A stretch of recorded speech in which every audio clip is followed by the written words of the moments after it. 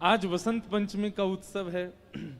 पूरे विश्व को लक्ष्मी प्रदान करने वाली, संपत्ति प्रदान करने वाली, ऐश्वर्य यश प्रदान करने वाली, भक्ति प्रदान करने वाली कुछ भी यदि मानव के पास प्राप्त होता है, उसमें सबसे पहली कृपा सरस्वती की होती है। भले ही वो योग्यताओं को प्राप्त करे, भक्ति को प्राप्त करे, ज्ञान को प्राप्त करे, जिन लोगों पर सरस्वती की कृपा नहीं होती है या सरस्वती आराधन जिनके चित्त में नहीं होता है, कहीं ना कहीं वही राक्षस प्रवृत्ति के दिखते हैं, जिनके पास सरस्वती की कृपा नहीं है। आप कथा सुनकर के भक्ति मार्ग भी अगर आप प्राप्त कर रहे हैं तो इसमें सबसे प्रथम कृपा आपके ऊपर सरस्वती, भक्ति से भी पहले सरस्वती कृपा करती। कथा तो हम कह रहे हैं, हजारों लोग सुन रहे हैं, हजारों लोग लाइव सुन रहे हैं, पर सबके जीवन में परिवर्तन नहीं आता है। सरस्वती जिन पर अनुग्रह करती हैं, उन्हीं का ध्यान केंद्रित होता है किसी वाणी के प्रति, और वे जैसे ही उनका ध्यान केंद्रित होता है, ध्यान केंद्रित होते ही परिवर्तन आना। तो सबसे पहले कृपा हमारे ऊपर कौन करता है? सरस्वती। आज उन्हीं का ही मंगल दिवस है। ऐसी सरस्वती मैया को हम बारंबार प्रणाम करते हैं, वंदन करते हैं और उनसे प्रार्थना करते हैं, हे सरस्वती मैया, आप सदा ऐसे भाव रखना कि हमारे कर्ण रंध्र को केवल हमारे माइक धीमे पड़ गए हैं बाहर की आवाज पे, जो भी हैं उनसे कह दो, व्यास जी हाथ जोड़ के निवेदन कर रहे हैं कि आप थोड़ी शांति रखें, बैठ जाएं। ये भी सरस्वती की कृपा है। वाणी भी तो सरस्वती है। एक तो बेचारे हमारे माइक वाले भी बड़े भोले हैं, थोड़े थोड़े तो सामान लेके चलते हैं, उनको भी कहां अंदाजा रहता है कि ऐसा कुछ हो। भोले हैं, बहुत भोले हैं बेचारे। सुन लो भैया, इसको देख लो, इतने देखो, नहीं तो हम अभिनंदोत्सव करें।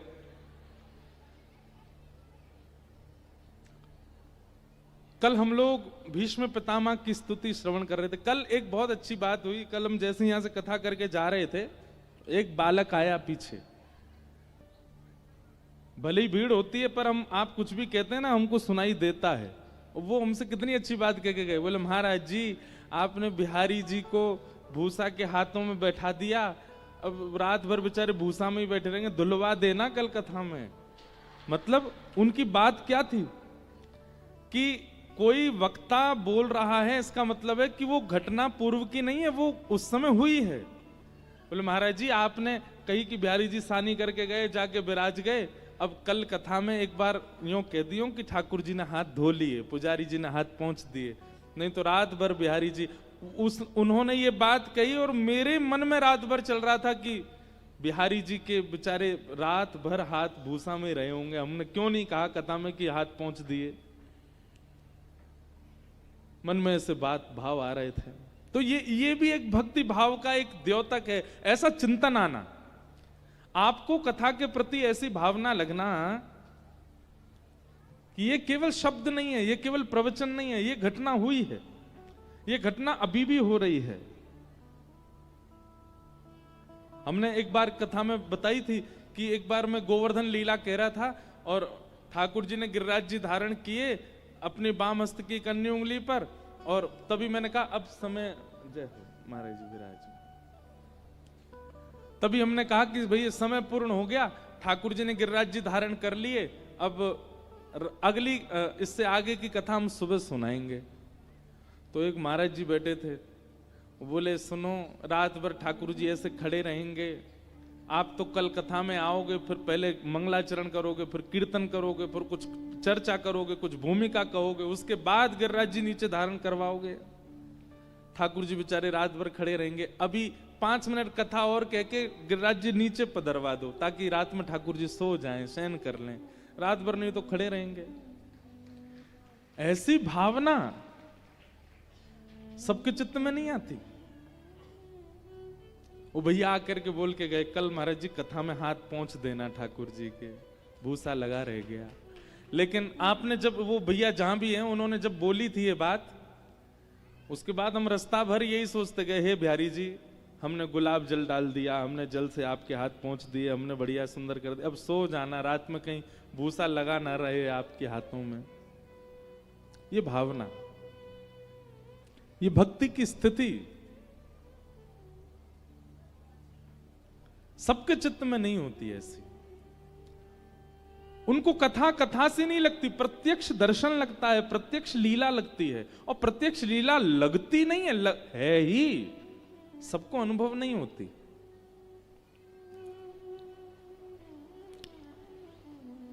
भीष्म पितामह बाणों की सैया पर पड़े हैं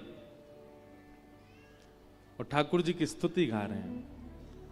इतिमति रूप कल्पिता वितृष्णा भगवत सात्वत पुंगवे विभुम्ने स्वसुखमुपगते क्वचिद् विहर्तुं प्रकृतिमुपेयुषि यद्भव प्रवाह। बहुत ध्यानपूर्वक सुनिएगा सब लोग। भीष्म पितामह के सामने ठाकुर जी खड़े हैं और पितामह कह रहे हैं, भगवान बाणों की सैया पर लेटे हैं भीष्म पितामह, और भीष्म पितामह कहते हैं इतिमति रूपकल पिता वितृष्णा। ठाकुर जी मैं अपनी तृष्णा रहित मति को आपके चरणों में अर्पित कर रहा हूं। कितनी कितनी जानने योग्य बात है। भीष्म पितामह का ऐसा कहना है कि ठाकुर जी के चरणों में तृष्णा युक्त मति प्रदान नहीं करते। तृष्णा किसको कहते हैं? इच्छा को। इच्छाओं को तृष्णा कहा जाता है। गुलाब जामुन खाने की इच्छा, गोलगप्पे खाने की इच्छा, कहीं घूमने की इच्छा, ये इच्छाएं, इन्हीं को तृष्णा कहते हैं। तृष्णा ही हमको भोग की ओर ले जाती है। पहले चित्त में तृष्णा प्रकट होती है और फिर तृष्णा से ही हम भोग की ओर जाते हैं।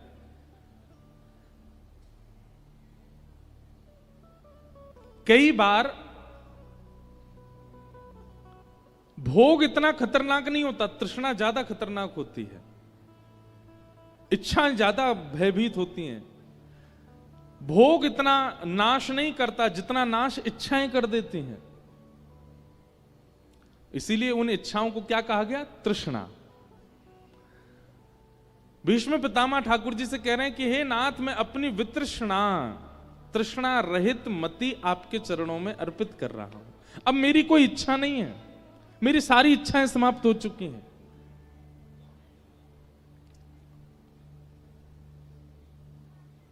ठाकुर जी के चरणों में इच्छा रहित, इच्छा मतलब, इच्छा रहित का मतलब है स्वेच्छा नहीं होनी चाहिए, अपनी इच्छा कुछ नहीं है। ठाकुर जी का प्रेम, ठाकुर जी की लीला, ठाकुर जी की स्थिति, ठाकुर जी का ही गुणगान, ठाकुर जी की प्रसन्नता प्रधान है। क्षमा कीजिएगा, यदि कोई अपनी इच्छाएं रखते हुए भगवत सेवा में जाता है, ठाकुर जी उससे ज्यादा प्रसन्न नहीं रहते। बोले इसको जो अच्छा लगता है वही तो खिलाता है, इसको जो अच्छा लगता है वो पहनाता है, इसको जब अच्छा लगता है तब मुझे बाहर ले जाता है, इसको जब अच्छा लगता है तब कराता है। अपनी इच्छा नहीं, ठाकुर जी की होनी चाहिए। हमने अपने लाल जी के साथ में बहुत अनुभव किया है इस बात का। हम अपनी इच्छा भी करते हैं कभी कभी, पर एक बात है कि जब आप ठाकुर जी की इच्छा से सेवा करने लगते हैं ना, ठाकुर जी की प्रसन्नता से सेवा करने लगते हैं, तो फिर धीरे धीरे धीरे एक समय ऐसा आता है कि फिर ठाकुर जी इतनी छूट देते हैं कि वो आपकी इच्छा से भी प्रसन्न होते हैं। लेकिन प्रारंभ में ही हम क्या करते हैं? ठाकुर जी की इच्छा का ध्यान नहीं रखते, अपनी इच्छा से सब कराते हैं। वो आपके दास थोड़े हैं। जहां मन चाहा ले गए, जहां मन चाहा बैठा दिया, जो मन चाहा खवा दिया, जो मन चाहा पहना दिया, नहीं। एक पद्धति है सेवा की भी। उस पद्धति से ठाकुर जी की सेवा करो, उस पद्धति का बहुत दिनों तक पालन करो, फिर उस पालन के बाद ठाकुर जी इतने प्रसन्न आपसे हो जाएं कि अब आपकी इच्छा में ठाकुर जी प्रसन्न, अब तू जैसे चाहे वैसे कर, मुझे राजी है। भैया किसी से पहली बार आपका संबंध होता है ना, तो पहली बार संबंध में आप उसकी इच्छा पूछते हो और उसके अनुसार रहते हो। अभी जैसे हम आए, सागर आए, शैलेन जी ने, अनुश्री जी ने, सब योग्य हैं, पर फिर भी आप महाराज जी क्या पाएंगे वो बनाएं, आप जब सोना चाहें सो जाएं, आप जहां घूमने जाना चाहें जाएं। यहां सब अपनी इच्छा से नहीं है। कई जगह ऐसी कथा भी होती है, वहां पर हम बड़े बंधन में, क्यों, हमको उनकी इच्छा से ही रहना पड़ता है। नहीं मानो इच्छा तो वाह महाराज जी हमने बुलाए वृंदावन से, इतना खर्चा किया और हमारी बातें नहीं मान रहे, हम कह रहे हैं इनसे मिलना पड़ेगा, उनके घर जाना पड़ेगा, वहां चाय पीनी पड़ेगी। ऐसी जगह पर क्या होता है, फिर हमारा मन होता है कब कथा पूरी हो, कब जाएं हम यहां से। अब एक जगह तो ऐसा हुआ कि हमारा पेट में कुछ दिक्कत हो गई, वैसे तो बहुत ध्यान रखते हैं लेकिन फिर भी हो जाती है कभी कभी। तो मन हुआ कि आज केवल पेय पदार्थ लेंगे, पीने वाली वस्तु खाएंगे कुछ नहीं। और हमको याद नहीं था, हमने 2 दिन पहले ही जो यजमान जी थे उनसे कह दिया कि आपकी गृहिणी के हाथ का बना भोजन हम परसों पाएंगे। उसी दिन हमको दिक्कत हो गई। अब उस सुबह से लगी, मैंने कहा भैया इनको संकेत करो कि आज तो हम कुछ पाएंगे नहीं। जैसे ही कहा महाराज कि कुछ नहीं पाएंगे, अब उनको पता नहीं क्या लगा, वो तो मूर्छित ही हो गए, बेहोश हो गए सीधे। हमसे कोई अपराध बन गया, हमारे हाथ का महाराज जी पाएंगे नहीं, और हमने इतनी मेहनत से ये मंगाया वो मंगाया, महाराज जी आप क्यों नहीं पा रहे हैं। और यजमान आए, बोले महाराज जी उसको पंखा झल रहे हैं, पसीना पसीना हो गई है। अरे मैंने कि भैया पेट जाए कहीं, तुम खवाओ जो बना है लाओ। अब उसमें भी ये सोचा कि चलो थोड़ा थोड़ा टेस्ट कर लेंगे सब कुछ, एक रोटी दे दो, थोड़ी सब्जी दे दो, चटनी दे दो, गुलाब जामुन दे दो, सब थोड़ा थोड़ा पा लेंगे। थोड़े थोड़े में भी फिर कई बार थोड़ा और थोड़ा और। अरे भैया नहीं पा सकते, हमारी स्थिति नहीं है। अरे महाराज जी हमने आप बुलाए हैं वृंदावन से, हमारी नहीं मानोगे। तो ये चीज कभी कभी मुझे ठाकुर जी पर घटते हुए देखता हूं, सोचता हूँ मैंने कि ठाकुर जी के साथ भी होता होगा ऐसा। हम अपनी इच्छा से कुछ भी करते हैं, ठाकुर जी भी कहते होंगे भैया अब क्या करें, जबरदस्ती कर रहा है तो पाना पड़ेगा। ऐसे नहीं, भक्ति का स्वरूप क्या है, उनके सुख का विचार करो। आप कहोगे हमें कैसे पता चले महाराज जी, उसके लिए सत्संग करो, गुरुजनों के पास जाकर के पूछो प्रसादी कैसी हो, वस्त्र कैसे हो, आभूषण कैसे हो, सेवा कैसे हो, इत्र कैसा लगाया जाए, आरती कैसे की जाए। और पूछे भी ना तो आप सत्संग सुनते सुनते सुनते अपने आप आपको पता लगने लगेगा। इसको कहते हैं वितृष्णा भक्ति। आप अपनी इच्छा से नहीं कर रहे हो, आप ठाकुर जी की इच्छा प्रधान रखते हो। लेकिन प्रेम में ऐसा होता है, जैसे हम सागर आए, अब 3-4 दिन तो हमारी इच्छा से चला सब, लेकिन 3-4 दिन में जब प्रेम हो गया तो फिर पूछा गया महाराज जी क्या पाएंगे, जो आपका मन हो पवाओ। होता है ना ऐसा।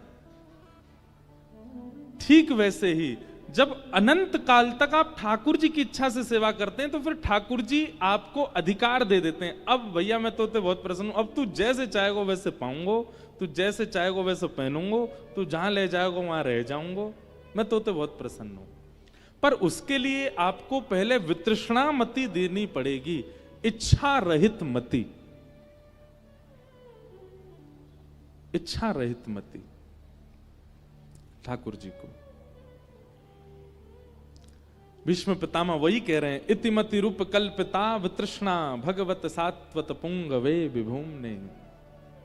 मैं अपनी तृष्णा रहित भक्ति मति आपके चरणों में अर्पित कर रहा हूं। कई लोग भीष्म पितामह की स्तुति को एक अलग ढंग दे देते हैं। कैसे?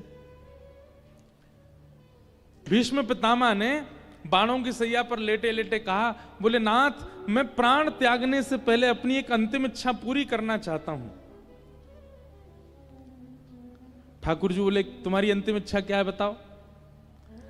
तो भीष्म पितामह कहते हैं मेरी एक बेटी है, वो कुंवारी है, उसका ब्याह नहीं हुआ है, मैं उसका ब्याह करना चाहता हूं। भीष्म पितामह की इस बात को सुनकर के ठाकुर जी आश्चर्यचकित हो गए। बोले हे पितामह भीष्म, तुम तो ब्रह्मचारी हो, तुमने तो ब्याह ही नहीं किया, और बिना ब्याह के तुमको कन्या कैसे हो गई, बेटी कैसे हो गई?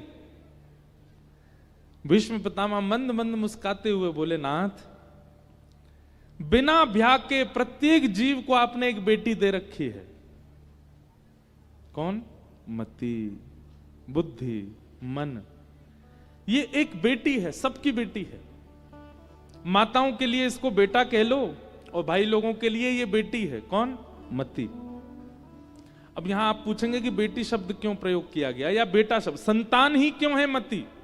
संतान का मतलब क्या है? जो अपनी इच्छा रो करके, जिद करके, कैसे भी करके पिता से माता से पूरी करवाता, उसको संतान कहते हैं। सबसे ज्यादा जिद्दी कौन है हमारे जीवन में? हमारी मति, हमारा मन बहुत जिद्दी है। कई बार हम इसको रोकते हैं कि भाई हम पे इतना धन नहीं है, जो तू चाह रहा है वो कैसे मिलेगा? तो यही मन कहता चोरी करो, यही मन कहता गलत काम कर लो, यही मन कहता 2 नंबर के काम कर लो, कहीं से भी कमाओ लेकिन कमा करके दो। इसी की जिद के बस में आकर के व्यक्ति 2 नंबर के काम करता है। यही मन कहता है मुझे ये खाना है, तो इसी मन के जिद के कारण हम लोग भागते हैं, दौड़ते हैं, वो वस्तु लाते हैं, खाते हैं। यही मन कहता है मुझे उससे ब्याह करना है, उससे ब्याह करने के लिए लड़ते हैं माता से, पिता से, सबसे। यही मन कहता है कि ऐसे सीधे सीधे कोई ब्याह नहीं करा रहा है, सबको टॉर्चर करो, तो यही मन टॉर्चर भी करवाता है आपसे। मन। तो इसको संतान क्यों कहा गया? क्योंकि मन बहुत जिद्दी है, और इसी की जिद पूरी करने के लिए हम सब पूरी दुनिया में लोग भाग रहे हैं। पर भीष्म पितामह बहुत अच्छी बात कहते हैं, बोले, नाथ, अगर ये संतान है और ये बेटी है, तो मुझे लगता है बेटी तब तक ज्यादा व्याकुल रहती है जब तक ब्याह ना हो। ब्याह होने के बाद जब वो एक पति के अधीन हो जाती है, तो फिर उसके बाद बेटी की स्वच्छंद इच्छा नहीं होती, पति की इच्छा में बेटी रहती है। और यदि पति ही श्याम सुंदर हो जाएं, तो फिर मेरी मति की जितनी भी इच्छा होंगी वो सब भक्ति रूप हो जाएंगी। इसलिए मैं अपनी मति रूपी बेटी का आपसे ब्याह करना चाहता हूं।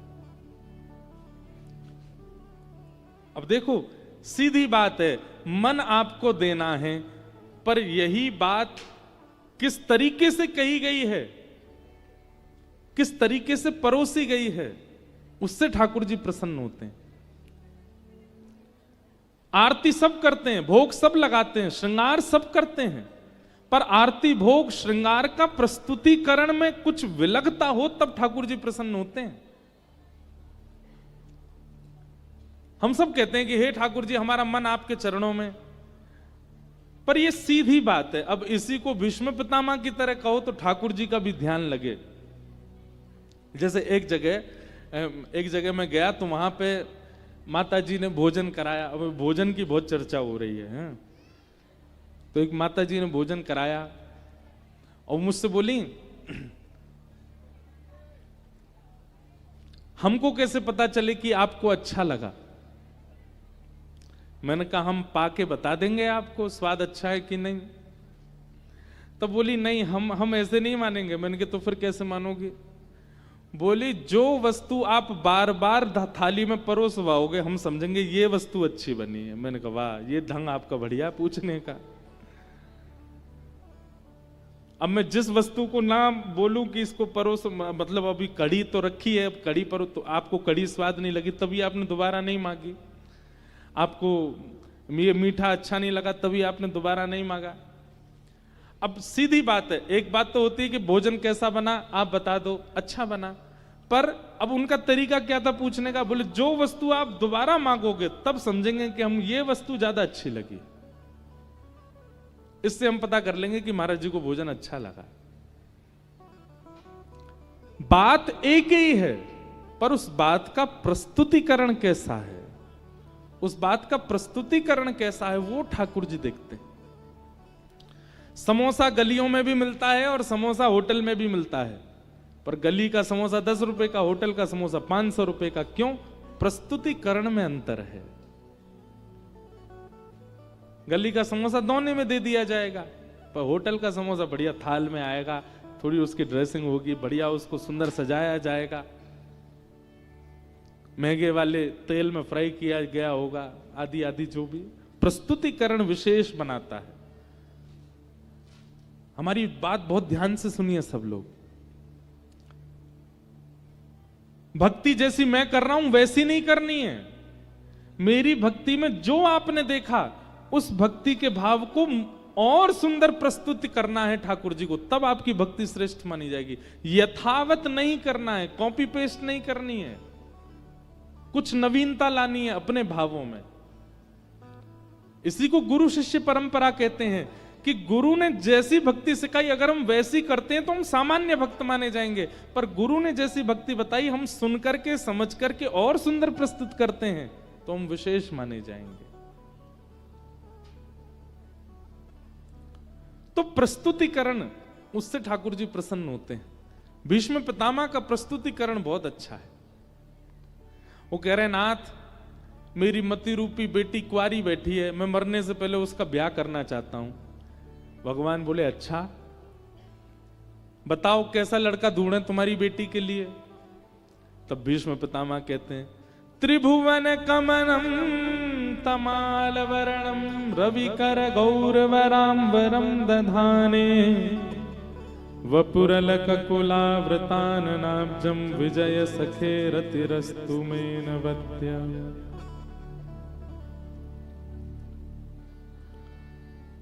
भीष्म पितामह कहते हैं आपसे सुंदर कौन होगा नाथ। त्रिभुवन कमनम, तीनों भुवन आपके ऊपर वारी वारी जाता है। तमाल वर्णम, तमाल वृक्ष के समान आपका वर्ण है।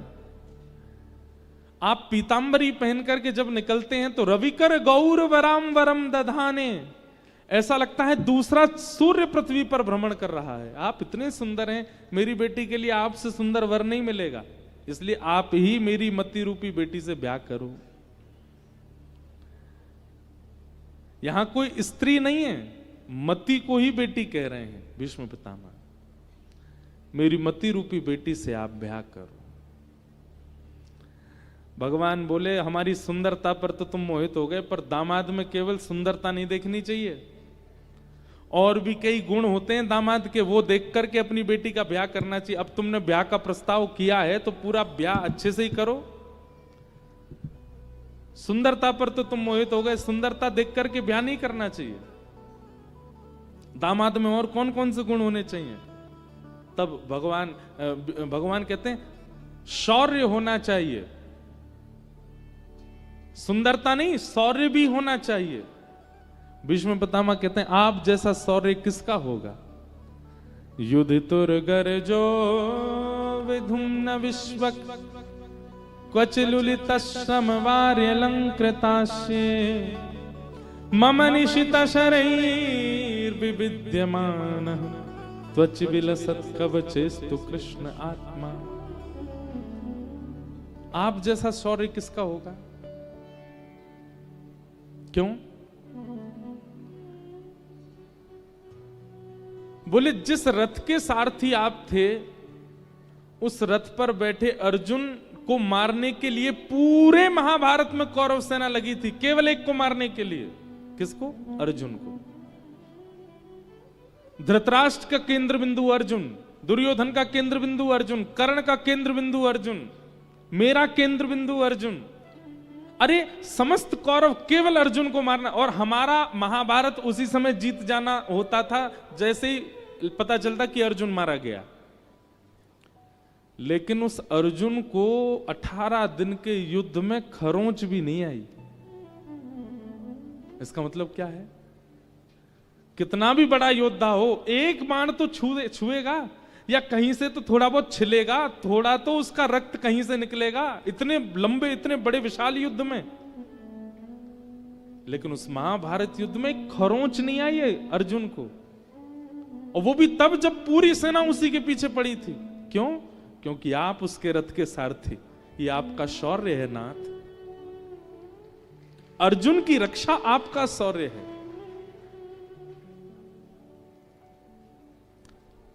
प्रेम के वश अर्जुन रथ हाँक्यो, प्रेम के वश अर्जुन रथ हाँक्यो, भूल गए ठकुराई हो, भूल गए ठकुराई, सबसे ऊंची प्रेम सगाई, सबसे ऊंची प्रेम सगाई। कैसा प्रेम! यहां हमको एक मंच पर सम्मान मिल जाता है तो दूसरी जगह हम लोग नीचे बैठने में भी संकोच करते हैं कि भाई हमको कुर्सी लगा के दो। देखा नहीं था वहां हमारा सम्मान हुआ था। और यहां ठाकुर जी जो जगत वंद्य हैं, तीनों लोकों में जिनकी सेवा होती है, वो अर्जुन के सारथी बन गए। और केवल सारथी दिखावे के लिए बने हो ऐसा नहीं, सारथी का नेतृत्व किया। 18 दिन में एक बाण भी अर्जुन की ओर आता था, ठाकुर जी इतनी द्रुत गति से अपने रथ को दौड़ाते थे कि वो अर्जुन को छू ना पाए। भीष्म पितामह कहते हैं पूरे महाभारत युद्ध में मैंने कुछ देखा ही नहीं, मैं तो आपको ही देखता रहा, आपकी इस भक्त वत्सलता को देखता रहा नाथ। ये अर्जुन जो सामान्य रूप से खड़ा है, बिल्कुल स्वस्थ खड़ा है, इसमें आपका शौर्य है। इसलिए मेरी बेटी के लिए आप बिल्कुल योग्य हो। आपके अंदर सुंदरता भी है, शौर्यता भी है। मेरी बेटी से तो आपका ही ब्याह होगा। बेटी कौन है भूलिएगा मत, बेटी कौन है? मन। ठाकुर जी मंद मंद मुस्कुरा रहे हैं, भीष्म पितामह की बात सुन रहे हैं।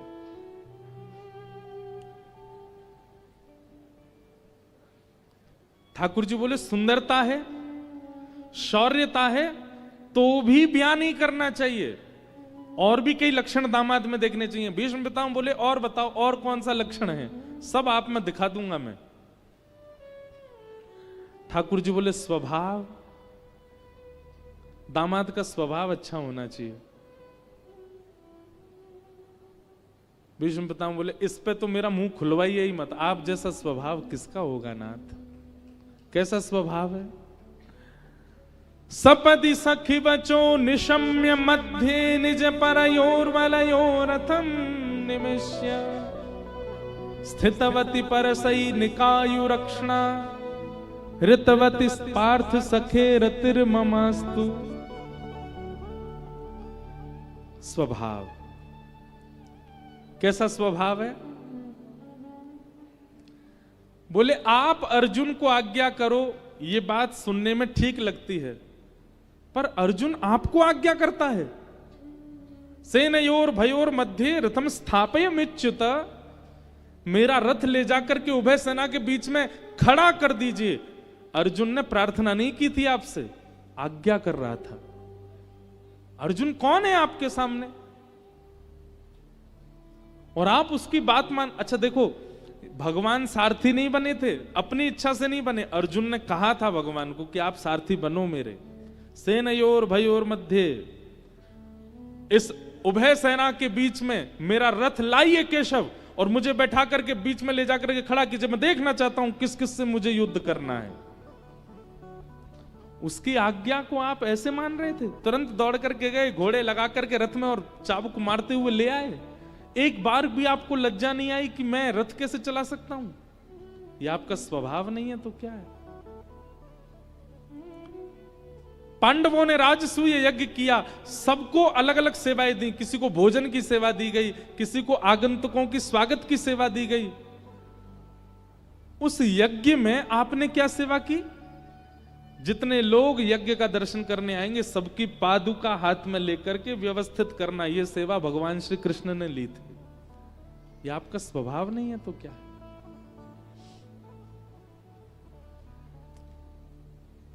एक में बहुत सुंदर एक पद मुझे बहुत अच्छा लगता है। ठाकुर जी का स्वभाव बहुत अच्छा है। हमारे ब्रज में एक कथा वक्ता हुए, उनका नाम था बिंदु जी। उर्दू अल्फाज थे उनके शब्दावलियों में, पर वो बहुत अच्छे अच्छे पद गाते थे। उन्होंने एक पद गाया, उस पद में ठाकुर जी से वो शिकायत करते हैं, बोले ठाकुर जी आपका स्वभाव पहले अच्छा था, अब आप बदल गए हो। पहले बहुत बढ़िया था आपका स्वभाव, लेकिन अब परिवर्तन आ गया आपके स्वभाव में। बहुत अच्छा पद है, सुनिएगा एक एक शब्द। क्या वह स्वभाव पहला सरकार अब नहीं है, क्या वह स्वभाव पहला सरकार अब नहीं है। ओ क्या वह स्वभाव पहला सरकार अब नहीं है,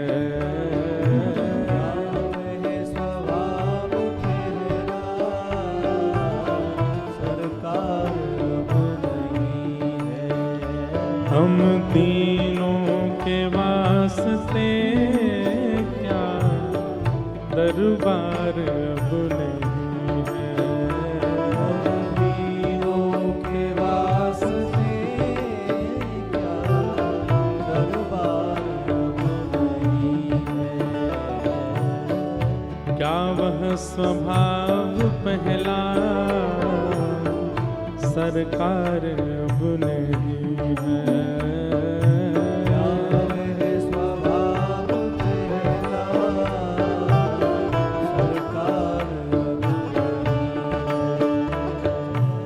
या तो दयालु मेरी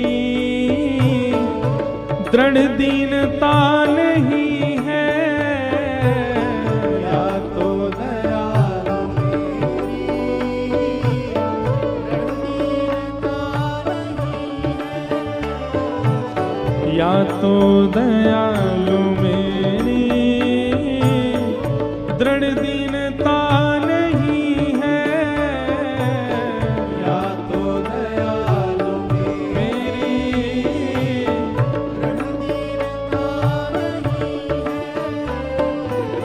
बिंदु जी कहते हैं, नाथ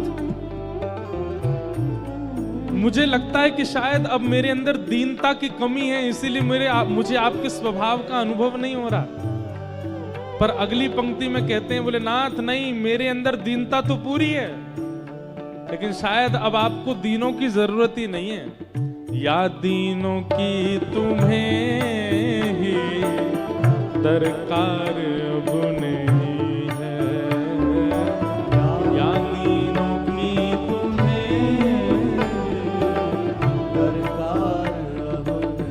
भाव से क्या वह स्वभाव पहला सरकार अब नहीं है, क्या वह स्वभाव पहला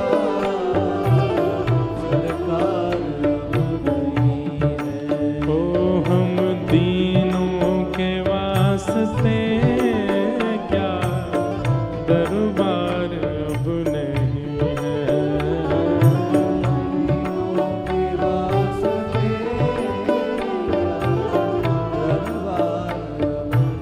श्री राधा रमण लाल की।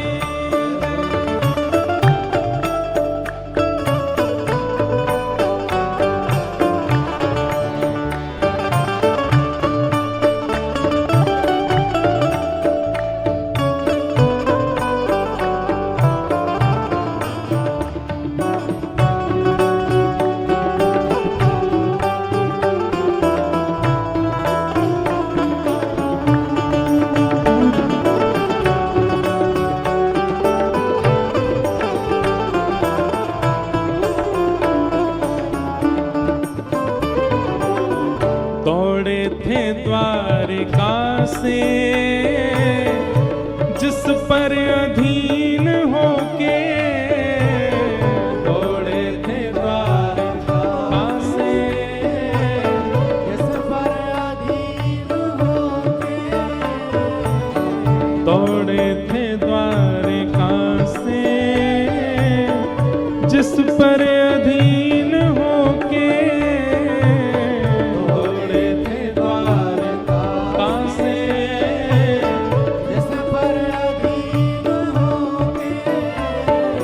उस अश्रु बिंदु से भी।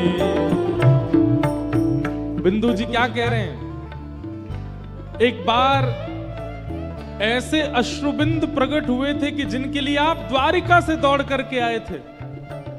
किसके? भरी सभा में निर्वस्त्र की जा रही द्रौपदी, जैसी उसने दोनों भुजा उठा करके नेत्रों में अश्रु भर करके द्वारिकाधीश को पुकारा, ठाकुर जी आप तुरंत प्रकट हो गए। उस आर्तनाद करने वाली उस अश्रुबिंद के प्रति आपकी अधीनता हमने देखी थी नाथ। लेकिन आज इतने सारे वैष्णव रोकर के आपको पुकारते हैं। अब आपको अश्रुबिंदुओं से वैसा प्रेम नहीं है जैसा पहले था। पहले आप आ जाते थे, अब क्यों नहीं आते? उस अश्रुबिंदु से भी क्या प्यार अब नहीं है, उस अश्रुबिंदु से क्या प्यार अब नहीं, क्या वह स्वभाव पहला सरकार अब नहीं है, स्वभाव पहला सरकार अब नहीं है। हम तीनों के वास्ते क्या दरबार अब नहीं है, तीनों के वास्ते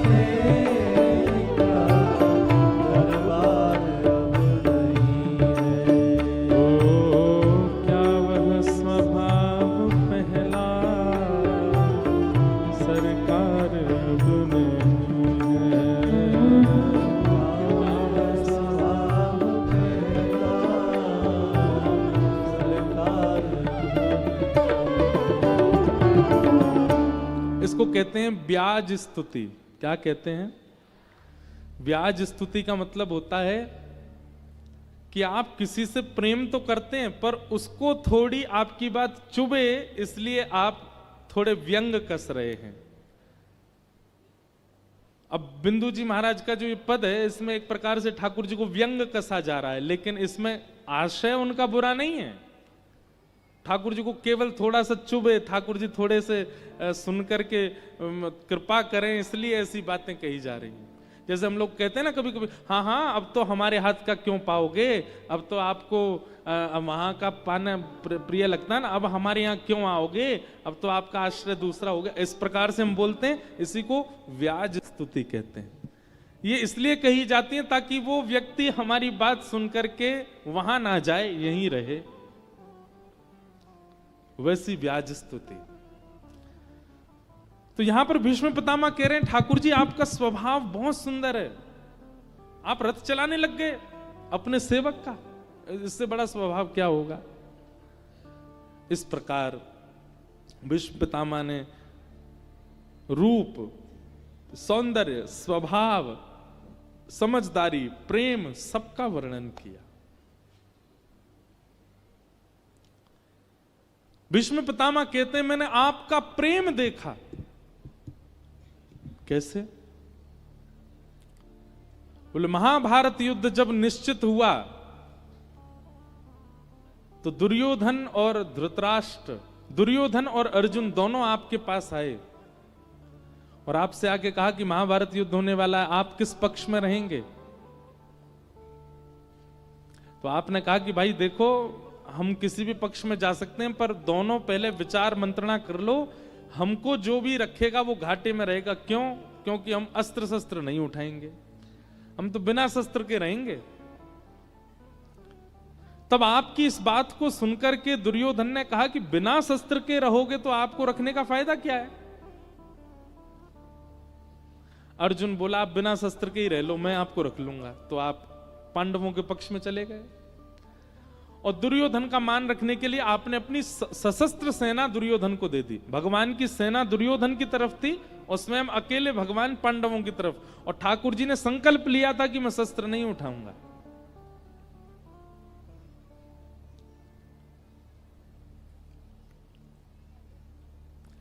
श्री कृष्ण को समझना बहुत मुश्किल है। अब आप लोग कथा सुनते हैं पर कभी कभी अपने आप को उस स्थिति में डाल के देखा कीजिए।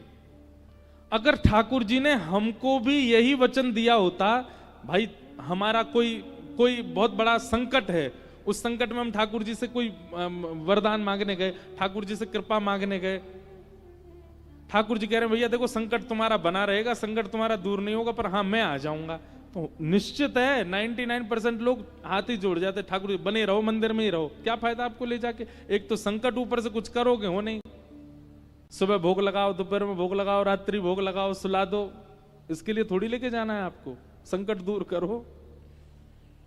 लोग बाग आते हैं बोलते हैं महाराज जी हमारे यहाँ 5 साल से ठाकुर जी की सेवा चल रही है, मैंने कहा अच्छा, पर कुछ अच्छा ही नहीं हो रहा, बेटी का ब्याह नहीं हो रहा, ये नहीं हो रहा, हमारे काम धंधे नहीं चल रहे, तो आप किस लिए लाए थे ठाकुर जी को? वो कोई वास्तु के यंत्र हैं कि उनको घर में रखने से काम बढ़िया चलेंगे? वो कोई टोना टोटका है क्या कि घर में आने के बाद अब सब अच्छा ही अच्छा होगा? अगर इस भावना से आप ठाकुर जी की सेवा करते हैं, हम आपसे प्रार्थना करके मना कर रहे हैं मत किया करो, हमारे वृंदावन के ठाकुर जी की तो मत करो, और बहुत सारे देवता हैं किसी की भी करो, वृंदावन चंद तो लाड़ के देवता हैं, वो तो प्रेम के देवता हैं, और देवता नहीं है वो, देवताओं के भी देवता हैं, उनको समझना बहुत मुश्किल है। आप कहोगे ठाकुर जी मेरे सामने दलदल है, एक तरफ नदी है, बहुत संकट है, मैं क्या करूं? ठाकुर जी आ जा मेरी उंगली पकड़, उंगली पकड़वा के कहो तो महाराज गहरे समुद्र में ही ले जाएं, आप सोचोगे इससे बढ़िया तो मैं खुद ही निकल जाता, इनसे क्यों कहा। ऐसी स्थिति ठाकुर जी बनवाएंगे, बस आप विश्वास छोड़ना नहीं, चाहे वो आपको समुद्र में डुबाएं, हाथ मत छोड़ना उनका। परीक्षात्मक बहुत हैं श्री कृष्ण, एक बात लिख लीजिएगा, बहुत परीक्षा लेते हैं, वो भले समुद्र में ले जाएं, दलदल में ले जाएं। अर्जुन ने कहा, एक दिन अर्जुन बोला, 4-5 दिन जब बहुत बढ़िया युद्ध चला, सब जीतने लगा, अर्जुन को कोई खरोंच भी नहीं आई, तो अर्जुन ऐसे होता है ना कई बार भाव में बहुत बढ़ चढ़ के बोलना, अर्जुन बोलता है आप जो कहोगे सब करूंगा मैं, नाथ आप तो बस मेरा विश्वास देख रहे हो आप, आपके प्रति आप जो कहोगे मैं सब करूंगा, कभी आपकी बात नहीं टालूंगा। सोई ठाकुर जी की टेढ़ी नजर हुई, अच्छा ठीक, आज युद्ध जैसे प्रारंभ हुआ और युद्ध करते करते करते अचानक रथ रुक गया बीच युद्ध में जाके। अर्जुन बोला ठाकुर जी क्या हो गया, रथ क्यों रुक गया? भगवान बोले तुम्हारे घोड़े प्यासे हैं, इनको पानी चाहिए, अब वापस तो जा नहीं सकते। अर्जुन बोला अब क्या होगा? बोले अब क्या बेटा, ये सामने से बाणों की बौछार है, इसी में जाएंगे मैं और तू दोनों। नहीं नहीं नहीं नहीं ठाकुर जी आप आज्ञा करो, कुछ तो आज्ञा करो। ठाकुर जी बोले एक आज्ञा तो आ रही है मन में, लेकिन तू करेगा नहीं। अर्जुन बोला आपने जो कहोगे मैं सब करूंगा, आप कहिए तो। भगवान बोले रथ से नीचे उतर जा और धनुष में बाण संधान करके पृथ्वी में गड्ढा कर, और गड्ढा करके पानी का स्रोत निकाल, और जैसे ही पानी का स्रोत आएगा घोड़ों को खोल के पिला दे। मतलब स्रोत क्या ऐसे ही निकल आता है क्या?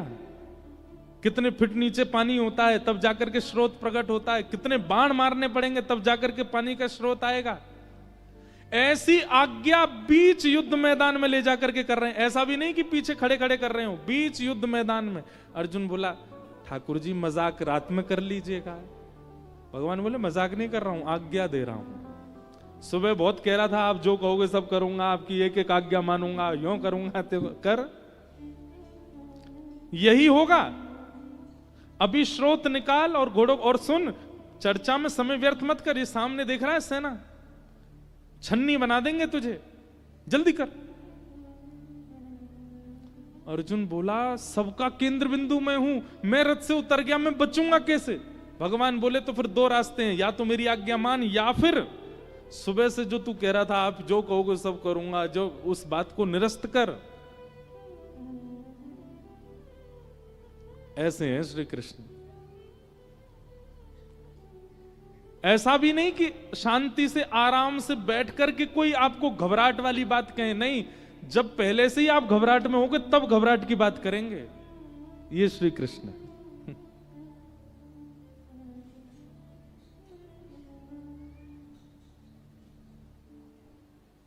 लेकिन ये उनका तरीका है, परीक्षात्मक नाथ हैं श्री कृष्ण।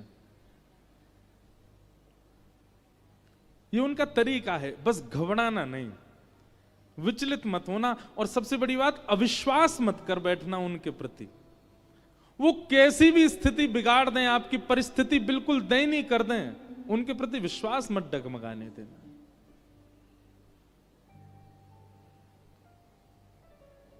सुदामा जी का वही विश्वास सुदामा जी को क्या प्राप्त कराता है पूरी दुनिया जानती है। घर नहीं है, वस्त्र नहीं है, अन्न नहीं है, दयनीय से दयनीय स्थिति होती जा रही है सुदामा जी की, पर विश्वास नहीं टूटा ठाकुर जी के प्रति। ऐसे परीक्षात्मक हैं। एक आपके बुंदेलखंड के हमारे हरिदासी वैष्णवों का मैंने कल बताया ना कि यहां हरिदासी वैष्णव बहुत हुए। श्री रसिक देव जी महाराज, उनका एक पद में कथा में गाता हूं, भाग्य बड़ो वृंदावन पायो। वो भी बुंदेलखंड में ही जन्मे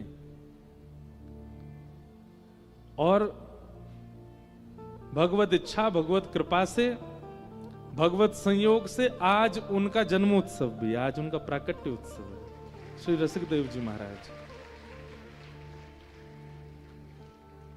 यहीं बुंदेलखंड की भूमि पर प्रकट हुए और फिर बाद में आप वृंदावन विराजे, और वृंदावन में श्री जगन्नाथ भगवान का ही रूप जिनको कहा गया, ऐसे श्री नरहरि देव जी प्रकट हुए। नरहर देव जी के आप शिष्य थे, कौन? श्री रसिक देव जी। ध्यान से सुनना, परीक्षा कैसी लेते हैं ठाकुर जी।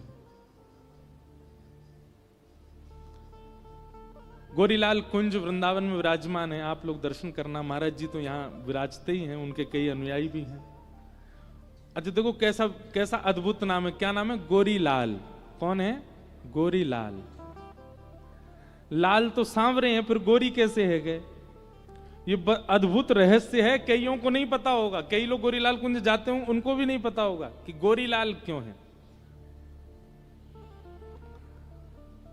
क्योंकि वहां पर लाल जी जो हैं, ठाकुर जी जो हैं, वो श्री जी के रूप में विराज रहे हैं, और श्री जी जो हैं वो ठाकुर जी के रूप में विराज रहे हैं। इसलिए लाल जो है वो गोरी का रूप धारण करके बैठे हैं, इसलिए गोरीलाल, गोरीलाल बिहारी। विपरीत श्रृंगार में है, श्यामा श्याम गोरीलाल। तो गोरीलाल ठाकुर जी जिनके माथे विराजे, ऐसे श्री नरहर देव जी के शिष्य हुए श्री रसिक देव जी। तो रसिक देव जी ठाकुर जी से भी ज्यादा, अपने प्रिया प्रियतम से भी ज्यादा स्नेह, ज्यादा श्रद्धा, ज्यादा भाव अपने गुरु के प्रति रखते थे, नरहर देव जी के प्रति।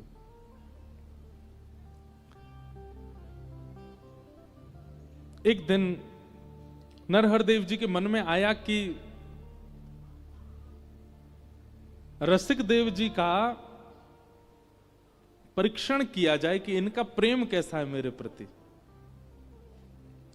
और आपने क्या किया? अपने ही एक शिष्य को बुला करके कहा कि भाई देखो, हम तुमको एक अभिनय करना है और हमारी आज्ञा है, बहुत ध्यान से सुनिएगा सब लोग, तुमको एक अभिनय करना है, एक नाटक करना है। क्या?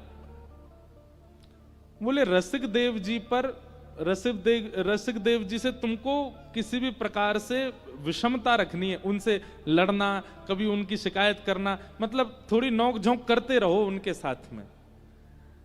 तो वे मना करने लगे, गुरुदेव ऐसा। बोले नहीं, हमारी आज्ञा है, हमारी आज्ञा का पालन करो।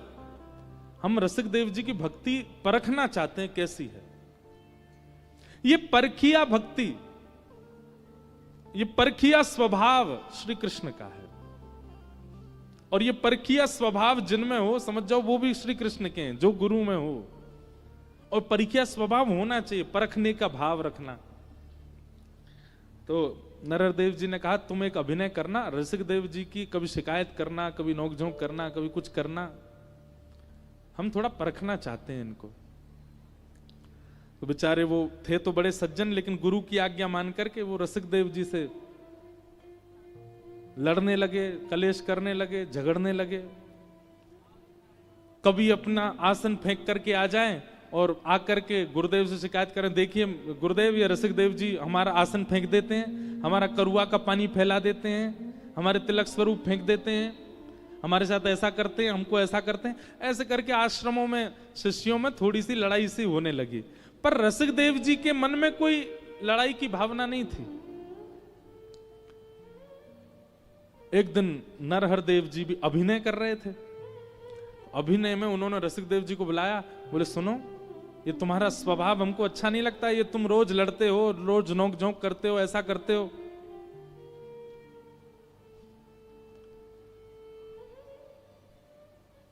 वैष्णव का स्वभाव होता है कि वो ज्यादा सफाइयां नहीं देता। उसकी गलती नहीं है, फिर भी अगर उस पर किसी बात का आरोप लगता है तो वो नीचे नजर करके स्वीकार सहन कर लेगा और नहीं चाहेगा कि वो बताए कि मैंने ऐसा नहीं किया। ये एक वैष्णवी स्वभाव होता है। रसिक देव जी ने कुछ किया तो था नहीं, लेकिन गुरुजी डांट रहे हैं कि तुम्हारा स्वभाव अच्छा नहीं है, तुम ऐसे आसन फेंक देते हो, ये करते हो, वो करते हो। यहां तक तो ठीक था, लेकिन इसके बाद गुरुजी नाराज होकर के बोले, हमने निर्णय लिया है, बहुत शिकायत तुम्हारी आने लगी है, तुम अब आश्रम छोड़ करके चले जाओ, हमारी सेवा से दूर हो जाओ। ये बात सुन करके रसिक देव जी तो कांपने लगे, हाथ जोड़ करके बैठ गए। बोले गुरुदेव आप जो दंड देंगे मुझे सब स्वीकार है, पर आपसे दूर मत कीजिए मुझको।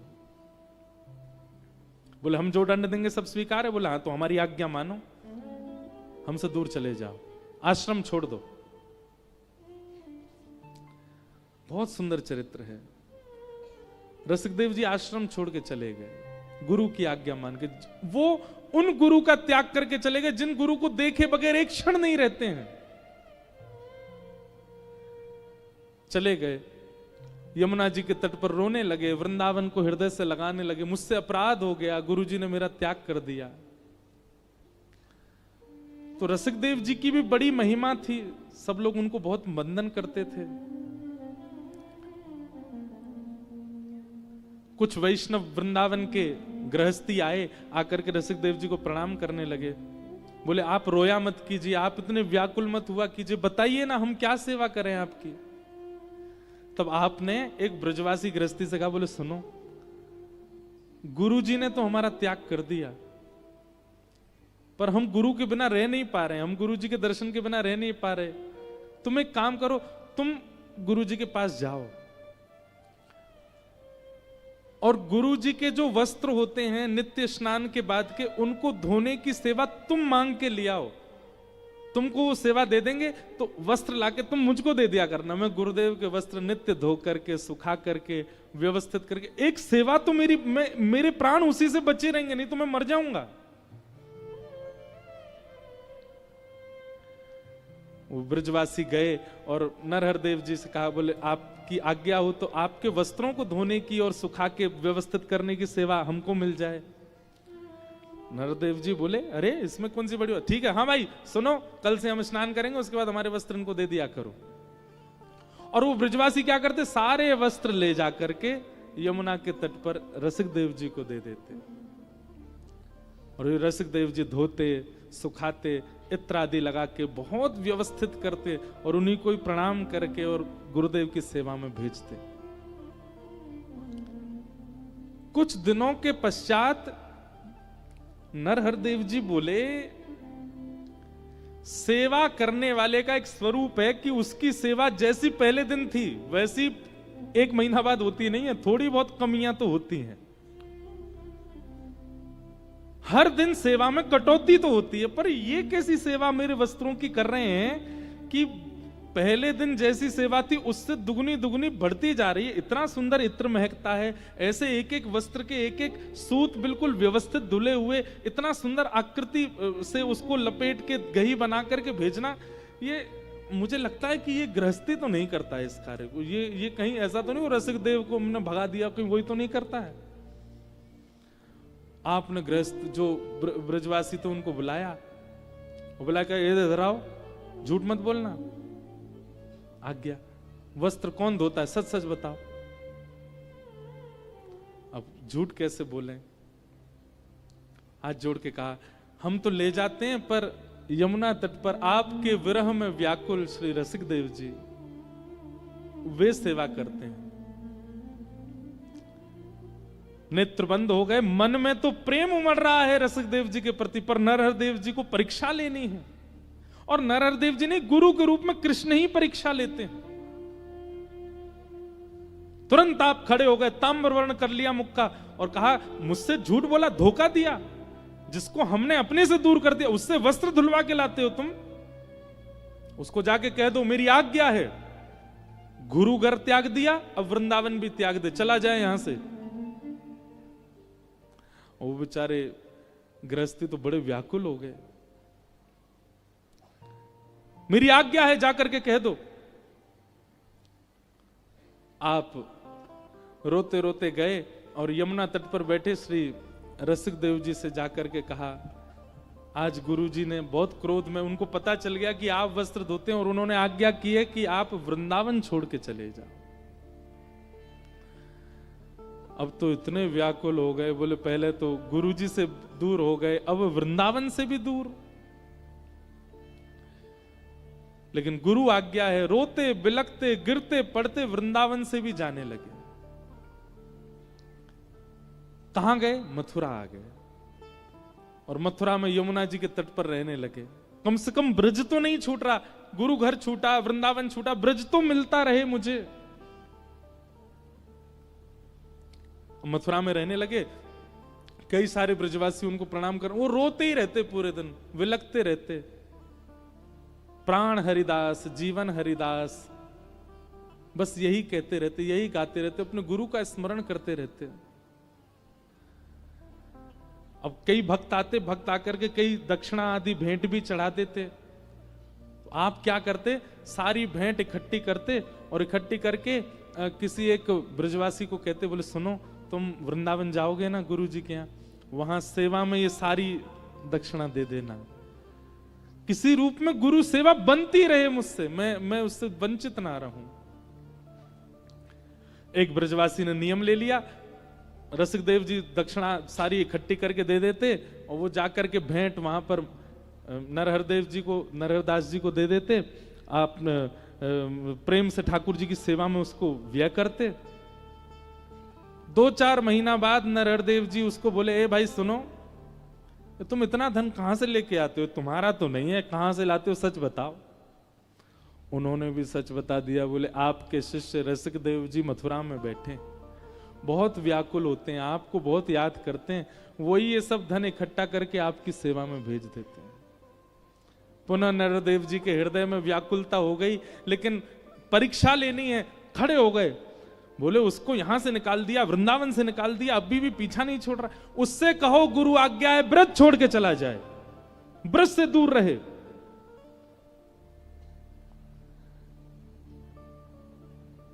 कितना परीक्षण हो सकता है, आप विचार करो, आपकी क्या परीक्षा होती होगी, कैसी परीक्षा लेते हैं ठाकुर जी,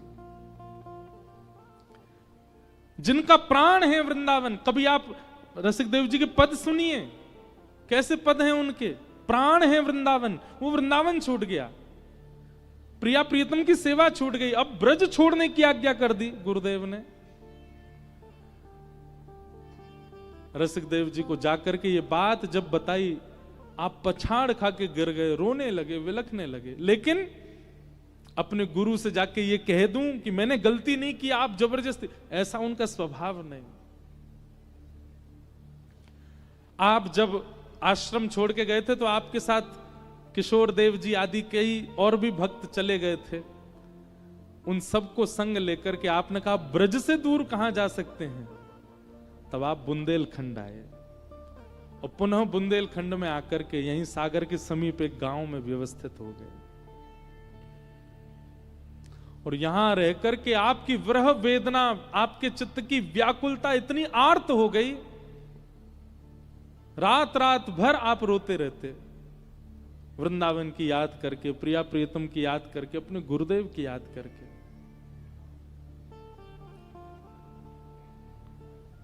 बहुत समय व्यतीत हो गया, लोगों को बुंदेलखंड से भेजते, जाओ वृंदावन जाओ, दर्शन करके आओ, मुझे आके बताना गुरुजी कैसे हैं, आश्रम में सब कैसे, प्रिया प्रीतम की सेवा कैसी चल रही है, यमुना जी का जल कैसा है, एक एक चीज की जानकारी यहीं बैठे बैठे बुंदेलखंडी लोगों से मंगवाते। और किसी किसी को कहते गुरुदेव जब प्रसाद पामे ना, उसके बाद उनकी पत्तल ले जा रहे होंगे, उसमें से एक तिनका उठा के ले आना। गुरुदेव जब चल करके जामे, उनकी चरण रज जहां पड़ी हो वो रज उठा के ले आना, और यहीं रह करके आप रज लगाते, कण लेते, ऐसे ही निवास करते। अनेक महीनों बीत गए ऐसे ही, लेकिन व्याकुलता कम नहीं हुई। तब एक दिन नरहरदेव जी के मन में आया, हम यात्रा पर जाएंगे, और यात्रा करते करते करते आप बुंदेलखंड आ गए। और जैसे ही बुंदेलखंड आप आए, उसी गांव में आपका आगमन हुआ जिस गांव में रसिकदेव जी विराज रहे थे। रसिकदेव जी से किसी ने जाके कहा, अरे बधाई हो, आपके गुरुजी पधारे हैं बुंदेलखंड, हमारे गांव में आए हैं, चलो अब आपका विरह दूर होगा, उनके दर्शन कर लो।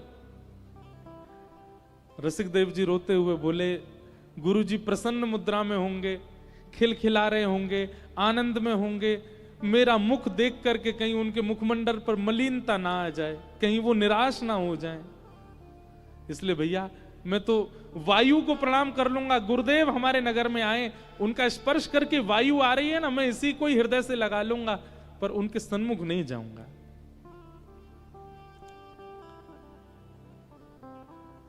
नरहरदेव जी बुंदेलखंड में किसी गांव में विराज गए।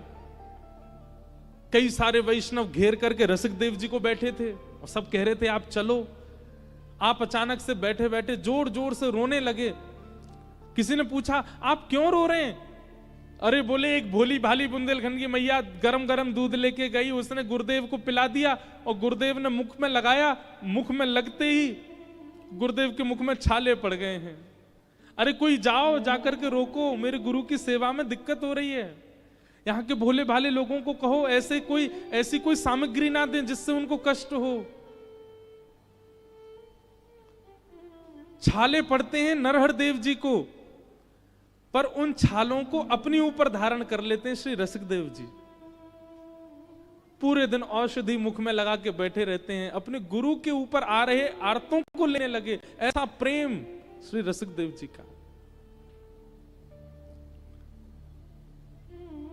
ब्रह्म मुहूर्त में सुबह सुबह नरहरदेव जी स्नान के लिए नदी के पास जा रहे थे, तभी किसी वृक्ष की टहनी ऐसी निकली थी, वो माथे से लग गई। जैसे ही लगी, सोते हुए श्री रसिकदेव जी उठ करके बैठ गए, सिर पकड़ के बैठ गए। अरे मेरे गुरुदेव के संग कोई जाओ, वो अंधेरे में घूम रहे हैं, उनके माथे पर टहनी लग गई है। और आपने जैसे ही हाथ दूर किया तो लगी तो थी नरहरदेव जी को, पर रक्त निकलने लगा रसिकदेव जी के। ऐसा प्रेम जब परीक्षा की अतीत हो गई और नरहरदेव जी लौट करके जैसे ही वृंदावन आए, तो गोरीलाल कुंज में जो प्रिया प्रियतम विराज रहे थे, उनके जैसे दर्शन किए तो नेत्रों में आंसू भरे हुए प्रिया प्रियतम के। नरहरदेव जी ने प्रणाम किया, बोले जय जय, सेवा में कोई कमी आप रुदन कर रहे हैं। तब दोनों श्यामा श्याम प्रकट हो गए और प्रकट होकर के नरहरदेव जी के गले लग करके बोले, अभी इसी वक्त बुंदेलखंड से श्री रसिकदेव जी को बुलवाओ, हम उनके बिना नहीं रह पा रहे, उनके बिना हमारा मन नहीं लग रहा। अब हो गई परीक्षा, बहुत हो गई परीक्षा, अब परीक्षा मत लो, उनको अभी बुलाओ।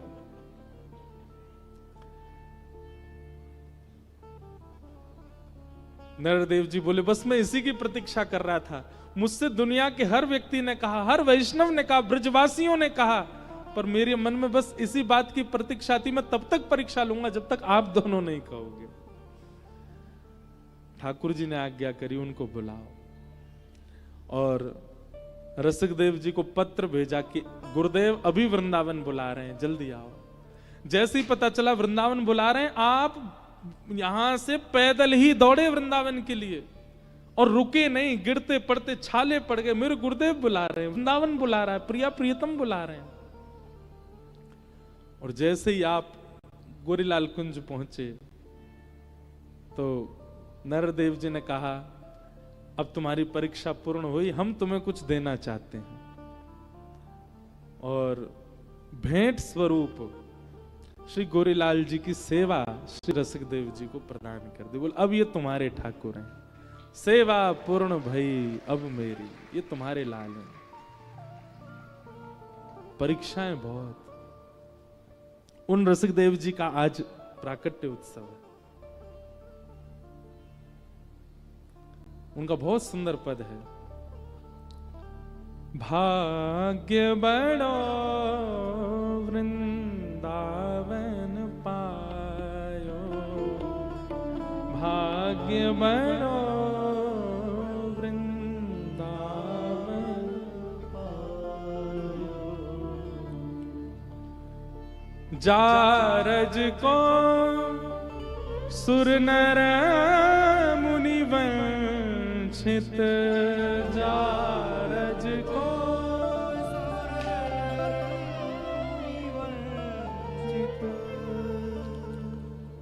जारज को सुर नर मुनि वंचित, जारज को सुर नर मुनि वंचित, दाव भलो बनियायो, दाव भलो बनियायो, भाग्य बड़ो वृंदावन पायो, भाग्य बड़ो वृंदावन पायो। ऐसे रसिक देव जी जैसे इनको पता चलती, खबर चलती कि गली मोहल्ला या पास में किसी की मृत्यु हुई है, ये तुरंत इस पद को गाने लग जाते और जितने भी लोग रो रहे होते उन सबको जाकर के शांत करते। अरे भैया रोवे की बात नहीं है, ये तो प्रसन्नता की बात है कि याने वृंदावन में प्राण त्यागे हैं। भैया वृंदावन में प्राण त्यागवे को मतलब है निज वृंदावन की प्राप्ति। एक बात याद रखिएगा, विश्व में कहीं भी प्राण त्यागने वाला व्यक्ति स्वर्ग जाता है, नरक जाता है, वैकुंठ जाता है, पर वृंदावन में प्राण त्यागने वाला व्यक्ति पुनर्वृंदावन में ही आता है, उसको फिर वृंदावन ही मिल जाता है, वो वृंदावन से विलग नहीं होता। वृंदावन में प्राण त्यागने वाले का मतलब क्या है? ध्यान पूर्वक सुनिए, इधर देखो सब। वृंदावन में प्राण त्यागने वाला मतलब शरीर से वृंदावन में है वो नहीं, जिसके चित्त में, जिसके मन में, जिसकी दृष्टि में, जिसके कानों में, जिसके सर्वांगीण भाव में वृंदावन विराजमान है, वो जब अपने प्राण त्यागता है तो उसको वृंदावन ही मिलता है, उसको निज वृंदावन की प्राप्ति होती है। शोक संताप करो मत को, शोक संताप करो मत को, अभय निशान मिलायो, अभय निशान बजायो मिलायो, भाग्य बड़ो वृंदावन पायो, भाग्य बड़ो वृंदावन पायो। ऐसे श्री रसिक देव जी की भी आज प्राकट्य दिवस है, उनको भी हम प्रणाम करते हैं और उनके बुंदेलखंड को प्रणाम करते हैं। हमने कहा ना बुंदेलखंड ने ब्रजरस को सबसे ज्यादा गाया है। तो प्रसंग क्यों सुनाया गया कि ठाकुर जी बहुत परीक्षा लेते हैं, इसलिए कृष्ण शरणागति आने से पहले एक बात का पूर्ण ध्यान रखिएगा कि परीक्षाएं तो होंगी, और परीक्षा तो सामान्य होती है, वहां तो बड़ी भयानक वाली परीक्षा होती है। बस उन परीक्षाओं में घबराइएगा नहीं, उन परीक्षाओं में विचलित मत होइएगा। भीष्म पितामह भगवान की स्तुति गाते हैं और तत्पश्चात उत्तरायण का समय हुआ, पितामह भीष्म ने अपने प्राण त्याग दिए और ठाकुर जी को देखते देखते ठाकुर जी में ही विलीन हो गए। बोलो भक्त वत्सल भगवान की। आगे भागवत जी में परीक्षित के जन्म की कथा, तत्पश्चात पांडवों का स्वर्गारोहण और परीक्षित को राज्य गद्दी की प्राप्ति। अब हम कथाक्रम थोड़ा बढ़ाएं, आज नंदोत्सव करना है। परीक्षित राजा बन गए पृथ्वी के। परीक्षित कौन है? ये अर्जुन के पुत्र हैं, ये अर्जुन के नाती हैं। इनका जन्म हुआ, भगवान अपनी लीला पूरी करके चले गए। ये समाचार जैसे ही पांडवों को मिला तो सब पांडव स्वर्गारोहण को चले गए, परीक्षित को राजा बना दिया।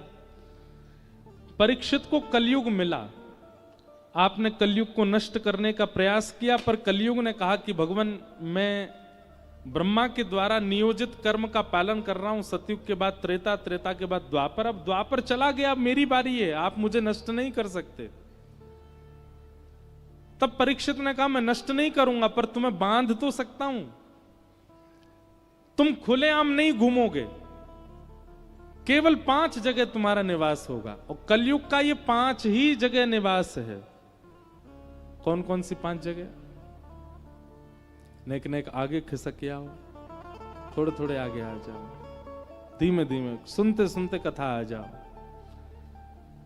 सब लोग इधर देखो, कलयुग के 5 स्थान, यहां से भी आप लोग भी आगे आ जाओ। इतनी जगह कौन के काजे छोड़ी है, पीछे कितने लोग बैठ जाएंगे इतने में, आ जाओ धीमे धीमे बैठ जाओ।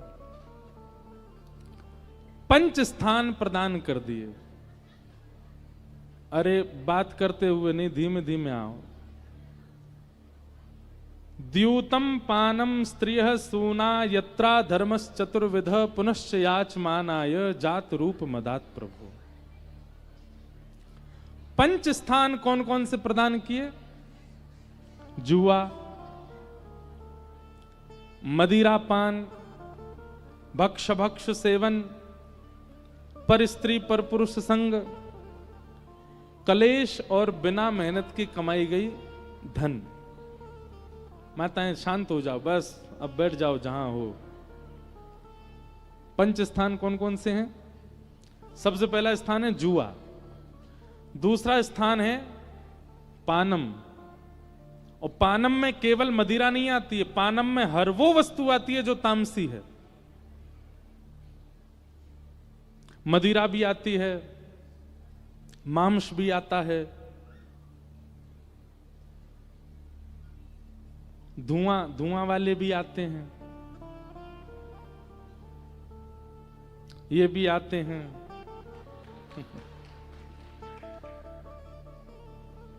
हमारे बुंदेलखंड में लोग बहुत शौक से पाते हैं।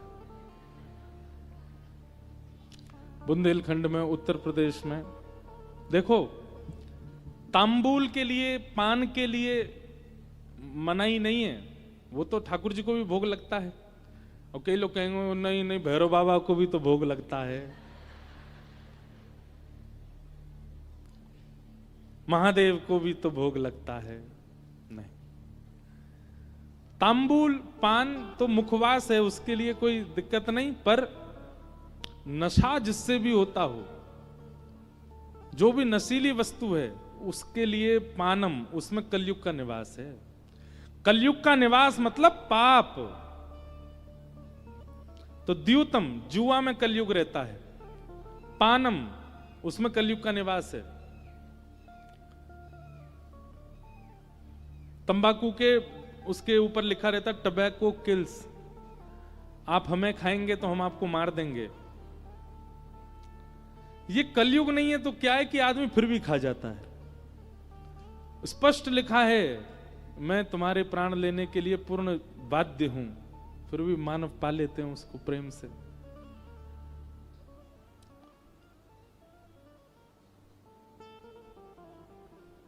अगर इतने ही प्राणों को हृदय से लगाने की आपकी, इतने ही बड़े जो क्या बोलते हैं उसको, प्राणों को हृदय से लगाने की आपकी इच्छा जग रही है, आपको पता है कि वो असमय में आपके प्राण हरण कर सकता है, प्राणों की बाजी लगा रखी है आपने, तो ऐसे प्राणों की बाजी देश की रक्षा के लिए लगाइए। कितने सारे मां के लाल, कितने सारे गांव के पुत्र, कितने सारे भारत के जवान वो भी अपने प्राणों की बाजी लगा करके खड़े हैं हम सब की रक्षा के लिए। हम सब रात्रि में चैन से सोते हैं, दिन में खाते हैं, पढ़ते हैं, लिखते हैं, सब कार्य करते हैं। क्यों? क्योंकि कई सारे मां के लाल खड़े हैं हमारी रक्षा के लिए। उन्होंने भी तो अपने प्राणों की बाजी लगा रखी है। अपने प्राणों को इस प्रकार से बाजी पर लगाना उनका सार्थक है, और उनका सार्थक नहीं है, वंदनीय है, प्रणम्य है।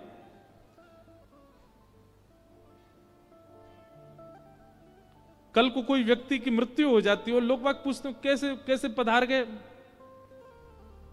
पीते थे बहुत ज्यादा, क्या बताएं। आदमी आपके बारे में 4 प्रशंसा की बात भी नहीं कर पाएगा। इसलिए द्यूतम, जुआ मत खेलिए, पानम, मदिरा पान और भक्ष भक्ष सेवन मत कीजिए। कम से कम इस कथा के बाद धीमे धीमे छोड़ने का प्रयास कीजिए। पर स्त्री पर पुरुष संग में कलयुग का निवास है। विवाह के उपरांत किसी के प्रति भी कुदृष्टि नहीं होनी चाहिए, कुभाव नहीं होना चाहिए। अगर ये कुभाव की भावना रहती है, इसमें कलयुग का निवास है। आपने अग्नि की साक्षी मानकर के किसी का वर्ण किया है और उसके उपरांत अगर आप किसी के प्रति कुभाव रखते हैं, उसमें कलयुग का निवास है। एक बात हमारी बहुत ध्यान से सुनिए, सब लोग इधर देखो।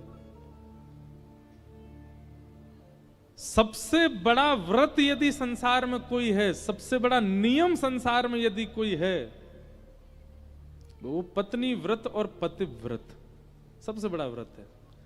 अगर कोई पतिव्रत का पालन करता है और उससे अगर प्रदोष के व्रत नहीं हो पाते, सोमवार के व्रत नहीं हो पाते, एकादशी का भी नहीं हो पाता, लेकिन वो पत्नी व्रत या पतिव्रत का पालन कर रहे हैं, उनके सारे व्रत पूर्ण माने जाएंगे। लेकिन लगे महाराज सोमवार के सोमवार भी कर रहे हैं, एकादशी भी कर रहे हैं, और वो पत्नी व्रत में नहीं है, पतिव्रत में नहीं है, आपका वह एक दिन का व्रत करना भी निरर्थक है। इसलिए पत्नी व्रत, पतिव्रत। अब लेकिन इसमें भी बात है, पतिव्रत ही ज्यादा प्रचलित है, पत्नी व्रत नहीं है। पत्नी व्रत भी होना चाहिए। राम जी थे पत्नी व्रती।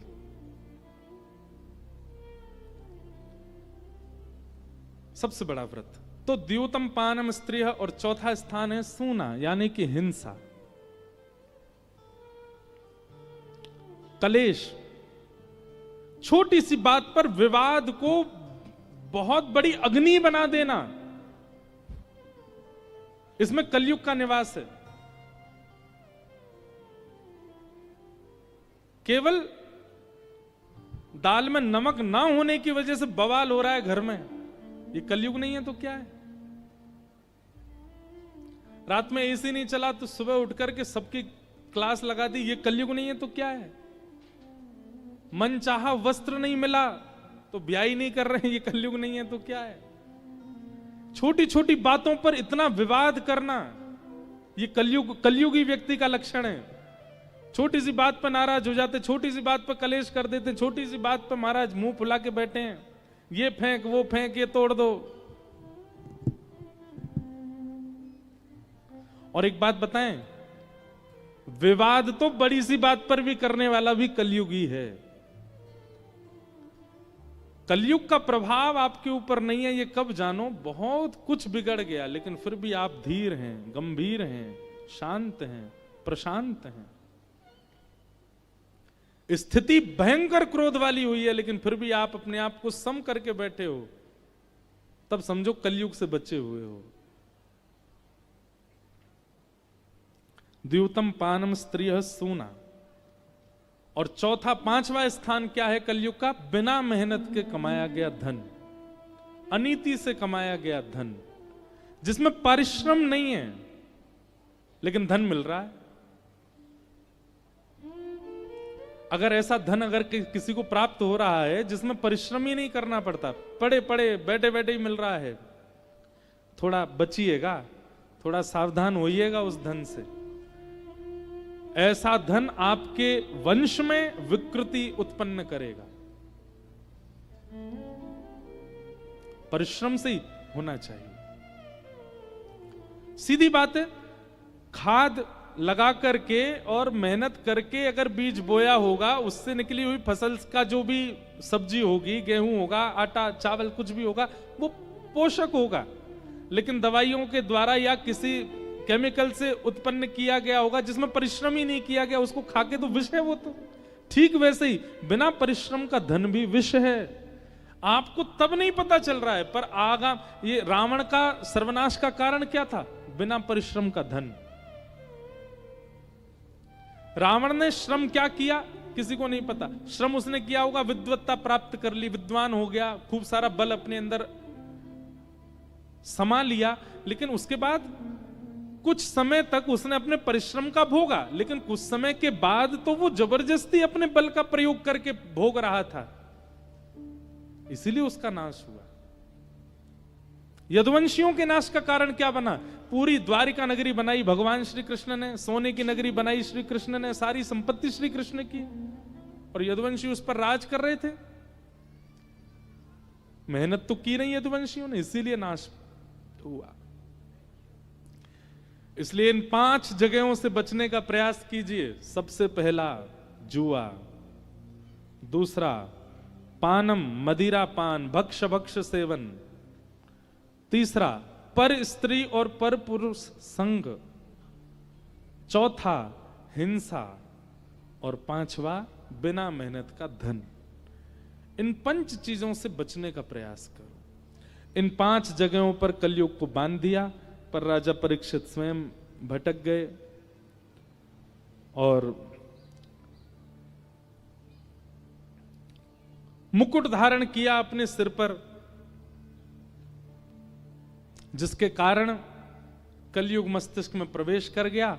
एक ऋषि का जाकर के अपमान किया और ऋषि पुत्र श्रृंगी ने 7 दिन में मरने का श्राप दे दिया। राजा परीक्षित के पास केवल 7 दिन बचे हैं। 7 दिन में अपनी मुक्ति का उपाय खोजो। परीक्षित को जब ये बात पता चली, आपने अपने पुत्र जन्मेजय को राज्य गद्दी पर बिठाया, तुरंत गंगा के तट पर गए और संतों से जाके पूछने लगे, मेरे जीवन के केवल 7 दिन बचे हैं, बताइए मैं मुक्ति की प्राप्ति कैसे करूं? कोई भी नहीं बता पाया कि ऐसा क्या करना चाहिए जिससे 7 दिवस में मुक्ति प्राप्त हो। तभी वहां पर श्री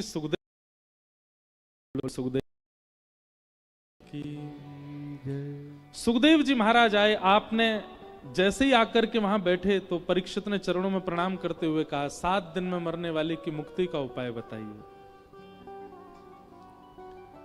सुखदेव जी महाराज बोले, राजन बहुत ध्यानपूर्वक सुनिएगा, बहुत अच्छी बात है। क्या?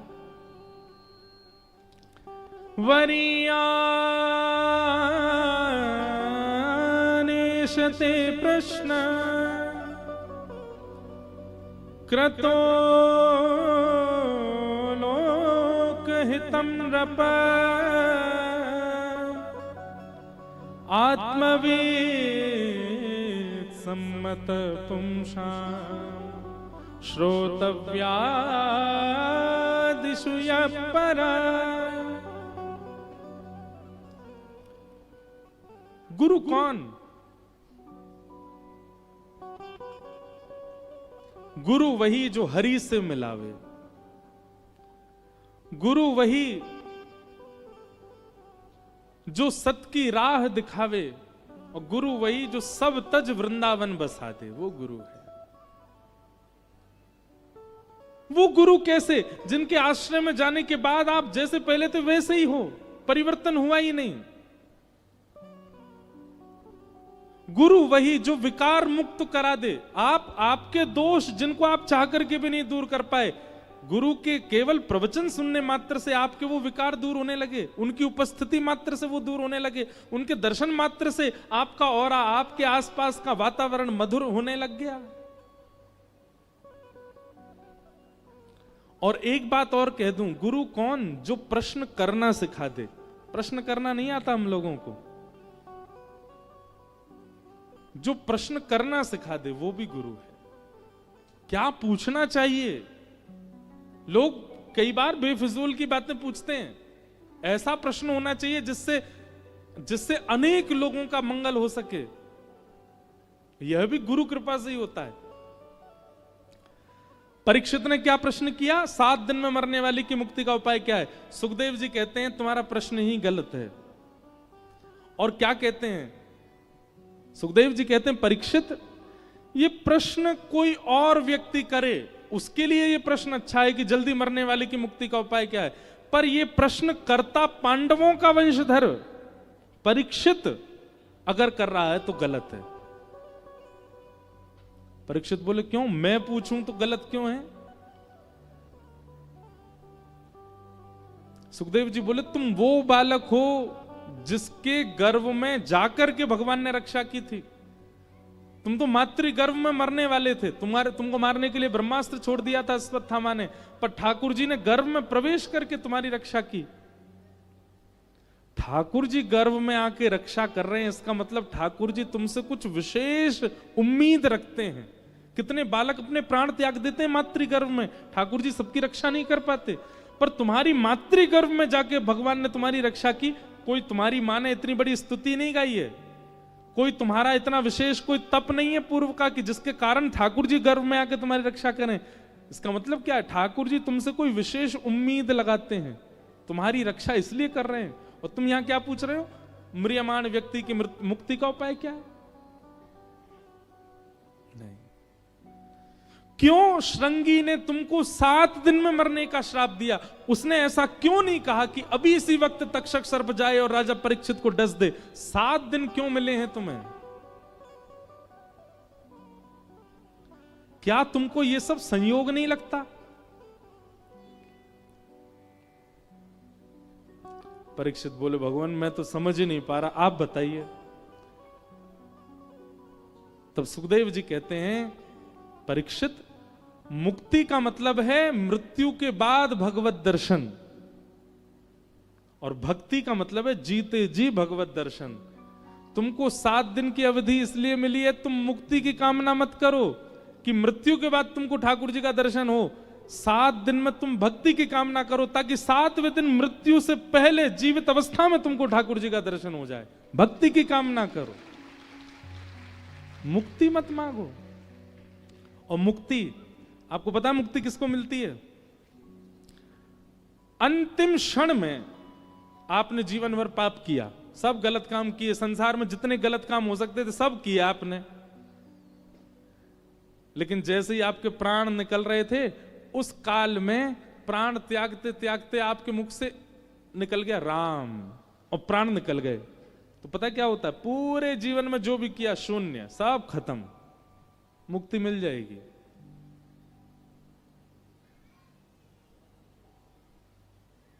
अंते नारायण स्मृति, शास्त्र आज्ञा करते हैं अंतिम क्षण में यदि भगवान नाम भगवत स्मृति चित्त में आ जाए तो जीवन के किए गए सारे पाप शून्य हो जाते हैं।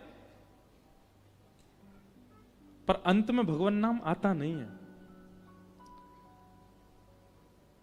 बराह पुराण आदियों में ऐसा वर्णन किया गया है कि अंतिम समय ऐसा औरा बन जाता है आपके पास, जिसके प्राण निकल रहे होते हैं उसके चारों तरफ का औरा, उसकी वायु, उसका वायुमंडल ऐसा हो जाता है, उसको सब याद आता है उसने जन्म से लेके अब तक क्या किया, लेकिन उसको ठाकुर जी याद नहीं आते।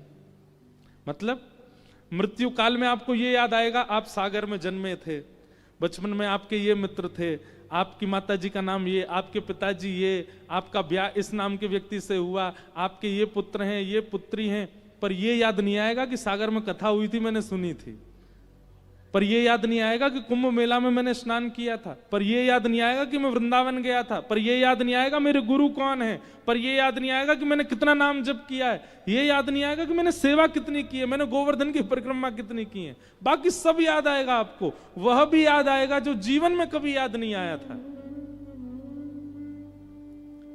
ऐसी स्थिति बनती है अंतिम समय में। कंठे घुरघुरायते, कंठ गुर गुर आवाज करने लगता है और आप ठाकुर जी को भूल जाते हो, अंत में भगवत स्मरण नहीं होता।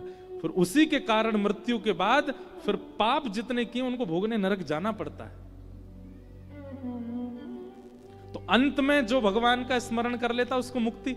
इसका मतलब रावण को भी मुक्ति मिली, कुंभकर्ण को भी मुक्ति मिली, पूतना को भी मुक्ति मिली, कंस को भी मुक्ति मिली, शिशुपाल दंतवक्र को भी मुक्ति मिली, हिरण्यकश्यप हिरण्याक्ष को भी मुक्ति मिली। क्यों? सब भगवान के हाथों मरे। और वही मुक्ति परीक्षित तुमको मिल जाए, या परीक्षित की जगह मैं खुद को रखूं, आप अपने आप को रखो, हमें मुक्ति मिल गई। हमने जीवन भर कथा करी और कथा के बाद हमको क्या मिला? मुक्ति। और जैसी मुक्ति मिली, अब यहां से तो बड़े आराम से वाह भैया मुक्ति मिल गई, वैकुंठ जा रहे हैं हम। जैसे ही वैकुंठ पहुंचे, हमको कहा गया हाँ भाई ये तुम्हारा आसन है, यहां बैठ जाओ। जैसे ही मैं आसन पर बैठा, अब मैंने दृष्टि घुमाई, देखूं और किस किस को मिली हुई है। तभी देखा थोड़ी दूर पे रावण भी बैठा था, इधर पूतना भी बैठी है, इधर कंस भी बैठे हैं, शूर्पणखा भी बैठी है। ठाकुर जी से विरोध करने वाले, ठाकुर जी से विद्वेष मानने वालों को भी मुक्ति मिली हुई है। और हमने जीवन भर गला फाड़ फाड़ के कथाएं करी, ना सो करके, भाग भाग करके, घर त्याग करके, इतना जप किया, इतना नाम गाया, उसके बाद हमें भी वही मुक्ति मिल गई जो राक्षसों को मिली है। इसका मतलब क्या है? मुक्ति के विधान हैं। एक 4 प्रकार की मुक्ति, वो विस्तार है, वो उसमें मैं बाद में जाऊंगा। पर सीधी बात यह है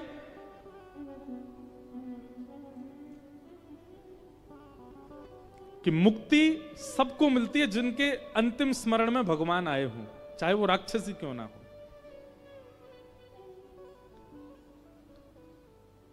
लेकिन वही बात है, प्रधानमंत्री जी के यहां से पत्र आया आपके पास, आपने कहा भाई देखो हमको प्रधानमंत्री जी ने बुलाया है, दिल्ली बुलाया है, आप आओ।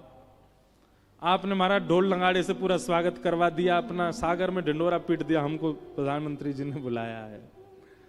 आप जैसे दिल्ली पहुंचे तभी क्या देखा, 4 नंबर गली में सागर में जो रहता वो भी बुलाया था, उसको वो भी गया था।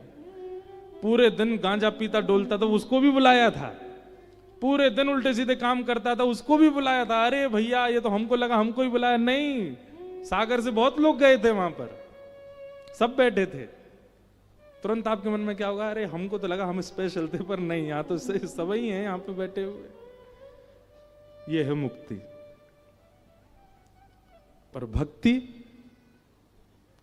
भक्ति के वश तो ठाकुर जी आते हैं नीचे। मीराबाई के लिए आए, मीरा की तरह कोई और नहीं कह सकती कि जैसे मीरा के लिए आए वैसे मेरे लिए आए। नहीं, मीरा के लिए ही आए हैं, तुलसीदास जी के लिए ही आए हैं, सूरदास के लिए ही आए हैं, कुम्मन दास के लिए ही आए हैं। वो प्रायोरिटी बेस हो गया।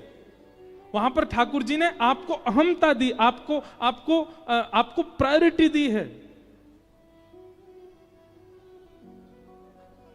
सुखदेव जी कहते हैं परीक्षित तुम मुक्ति की कामना मत करो, क्योंकि मृत्यु के बाद भगवत दर्शन तो सब कर लेंगे।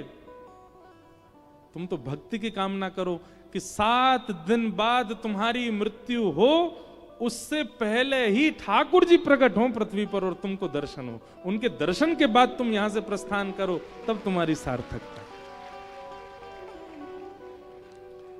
परीक्षित ने हाथ जोड़ करके कहा, अब मुझे चिंता नहीं है 7 दिन में मरने की, अब मेरी एक ही चिंता है कि मेरे पास केवल 7 दिन है। मुझे इन 7 दिनों में ठाकुर जी का दर्शन धरती पर ही करना है, पृथ्वी पर ही करना है, उसका कोई मार्ग बताओ। तब सुखदेव जी कहते हैं, अब तुमने प्रश्न उचित किया कि तुम्हारे जीवन के केवल इतने दिन शेष हैं और इनमें तुम भगवत प्राप्ति कैसे करोगे।